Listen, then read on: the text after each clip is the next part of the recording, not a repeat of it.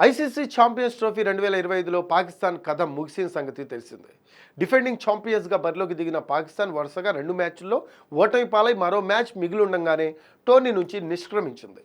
తొలి మ్యాచ్లో కివీస్ చేతిలో 60 పరుగుల తేడాతో ఓటమి చవిచూసిన రిజ్వాన్ బృందం ఆ తర్వాతి మ్యాచ్లో చిరకాల ప్రత్యర్థి భారత్ చేతిలో 6 వికెట్ల తేడాతో పాక్ పరాజయం పాలైంది. ఈ క్రమంలో పాక్ జట్టు గ్రూప్ స్టేజ్లోనే ఇంటి ముఖం పట్టడాన్ని ఆ దేశ మాజీ క్రికెటర్లు అభిమానులు జీర్ణించుకోలేకపోతున్నారు. యావత్ పాకిస్తాన్ మొత్తం వారి క్రికెట్ జట్టు ప్రదర్శనపై మండిపడుతోంది. మాజీ క్రికెటర్లు అయితే పాక్ జట్టును ఏకిపారేస్తున్నారు. తాజాగా పాకిస్తాన్ క్రికెట్ దిగ్గజం వసీం అక్రమ్ రిజ్వాన్ సేనపై విమర్శల వర్షం కురిపించాడు. భారత్తో జరిగిన మ్యాచ్లో పాక్ ప్లేయర్లు సరైన డైట్ కూడా పాటించలేదని అక్రమ్ మండిపడ్డాడు. పాకిస్తాన్ ఆటగాళ్లు పూర్తి ఫిట్నెస్గా లేరు, సరైన డైట్ కూడా పాటించడం లేదు.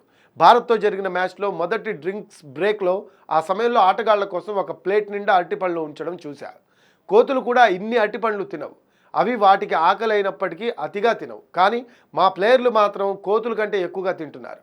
ఈ చెత్త ప్రదర్శన కనబరిచినందుకు జట్టుపై పాకిస్తాన్ క్రికెట్ బోర్డుపై తీవ్రమైన చర్యలు తీసుకోవాలి.